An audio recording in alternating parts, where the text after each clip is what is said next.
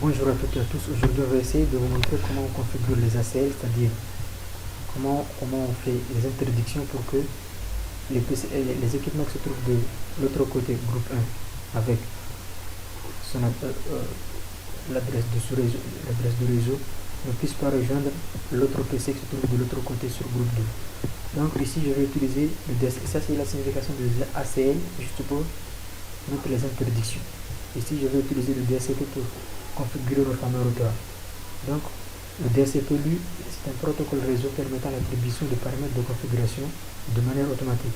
Cela signifie qu'une fois vous configurez le routeur par le DHCP, par le serveur DHCP, il sera capable d'attribuer à toutes les machines qui se trouvent de l'autre côté groupe 1 avec son masque, avec son adresse de réseau 192.168.1.0.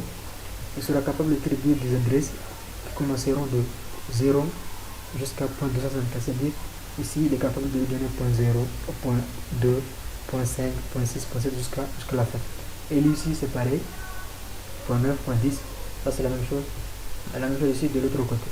Donc on peut venir ici, entrer sur le routeur, en mode clic, vous menez une comme label comme 1 giga 00, IP adresse 192.168.1.255.3.0. Après vous mettez un shutdown juste pour activer cette interface. Une fois vous mettez un shutdown, cette interface là va redémarrer. Vous pouvez rester sur le même routeur en mettant exit pour aller sur l'autre interface giga 01. Après vous mettez l'adresse 192.168.2.254 255 3 fois le shutdown. Une fois vous faites tout ça aussi, vous verrez que les deux interfaces seront opérationnelles. Donc notre architecture aussi est opérationnelle. Comme nous avons deux sous-réseaux différents, on va créer deux pool. C'est la règle de DHCP. Donc on met exit, on met IP DHCP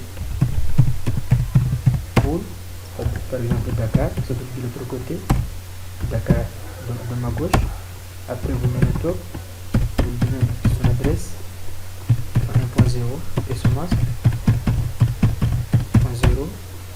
Après vous lui donnez le default qu'il a passé par défaut au cas où il veut rejoindre les autres PC.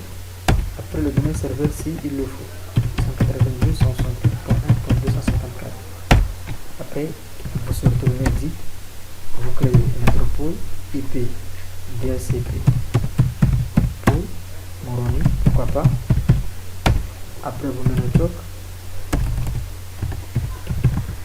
192.168.2.0 255.255.0. Après vous donnez le default que vous avez passé par défaut 192.168.2.254 et le domaine serveur s'il le faut aussi 192.168.2.254. Une fois cela est fait, vous pouvez mettre end ou write directement juste pour enregistrer notre fameux travail. Vous voyez, une fois vous verrez OK, cela signifie que notre travail est bel et bien fait. Donc on peut venir ici pour vérifier est-ce que le fameux serveur là a pu attribuer les machines qui sont de l'autre côté les adresses qu'il le faut. Donc on va ici, PC8, desktop, IP configuration, on coche DHCP parce qu'on utilise le protocole dynamique. Vous voyez ici, il lui a donné le point 1 avec le default de la place par défaut, avec le DNS aussi. On peut sortir, aller sur l'autre machine, PC9, desktop, IP configuration, on coche, on décoche statique, on coche DHCP. Parce que maintenant on a évolué, on fait mode dynamique. Lui, il arrive à lui donner 1.2. Donc vous venez ici de l'autre côté PC10, desktop, IP configuration, vous cochez DHCP et vous verrez, il me donne 2.1, c'est normal. Et vous venez ici PC11, desktop, IP configuration, vous cochez DHCP et vous voyez directement qu'il arrive à lui donner 2.2. Il aurait dû lui donner 2.20, mais lui, il a choisi de lui donner 2.2. Je ne sais pas pourquoi, en tout cas ça c'est la règle parce que lui l'interface là de .254, c'est-à-dire de 0 à .254, le routeur est capable de donner des adresses sur les équipements des adresses qui se trouvent sur l'autre côté, de 0 à 254. Donc, ça, ce sont les avantages du DHCP. Le DHCP, lui, il fait le travail à notre place.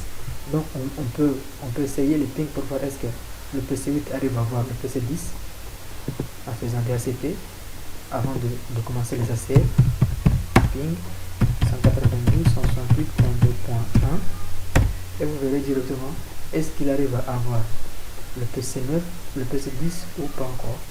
Donc, vous voyez directement lui, il arrive à avoir le PC P10 comme vous le voyez ici. On peut faire la même chose. Est-ce qu'il arrive à avoir l'autre PC .2?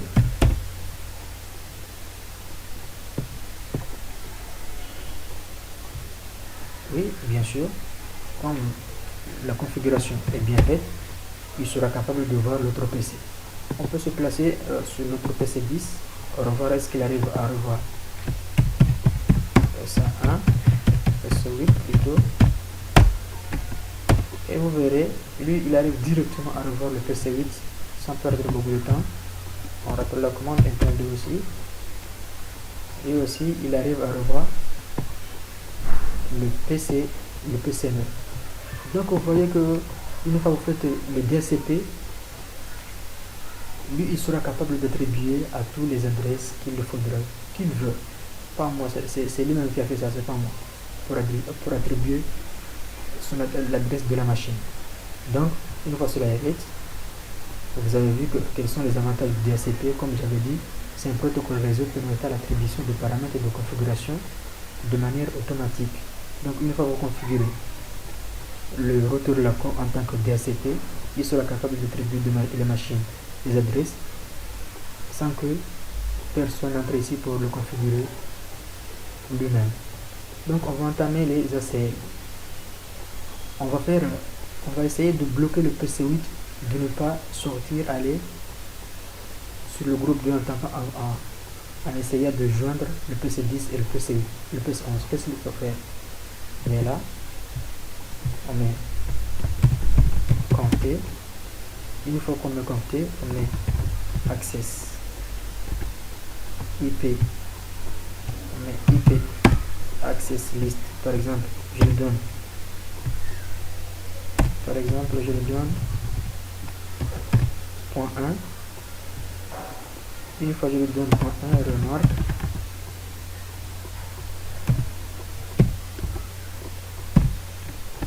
Access list .1. Si vous mettez access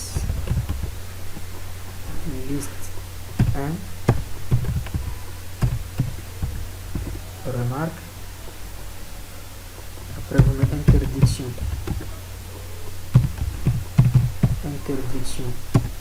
de PC8, il faut regarder la numérotation, ça c'est PC8. Après vous validez, vous mettez access list, le nom de l'ID, then host. Une fois que tout ça, vous lui donnez son adresse, c'était 192.168.1. Après vous validez.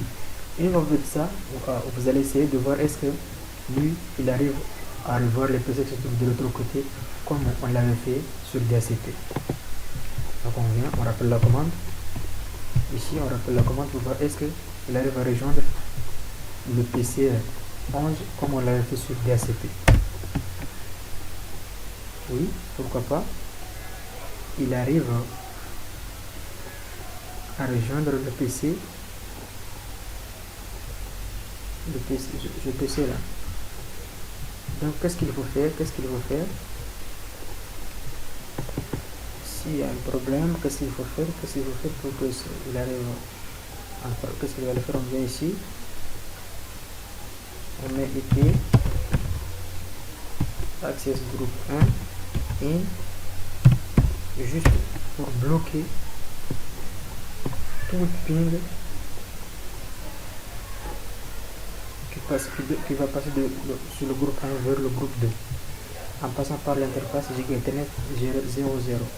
C'est pour cela ici on a mis Int Giga Ethernet 00 pour bloquer cette interface. Après, vous mettez IP access group 1 in juste pour bloquer tout ça. Après, on va essayer de voir est-ce que le PC0 arrive à revoir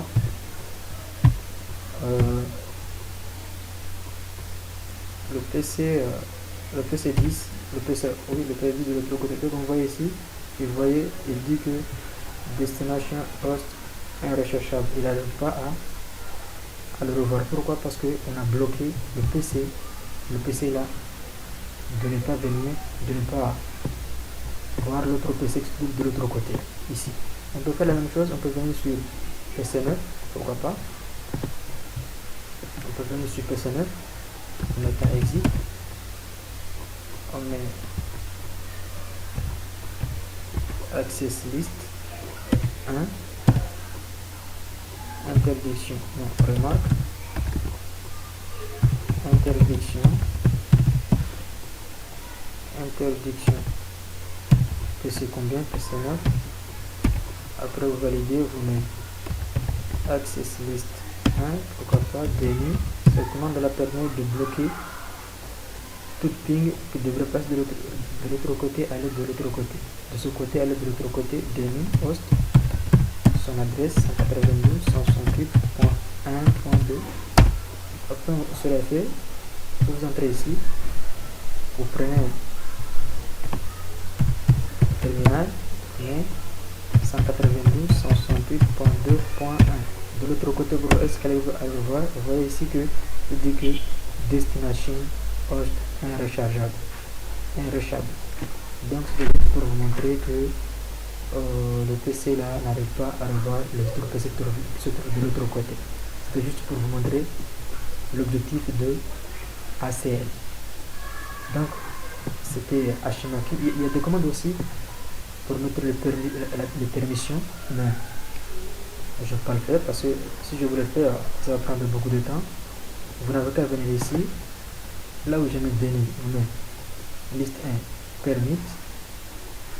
Après, vous validez, vous verrez que le PC là va revoir les autres PC de l'autre côté. Donc c'était juste un HMAQ. On se retrouvera dans d'autres vidéos pour vous montrer comment manipuler d'autres serveurs sans les ACL. Merci.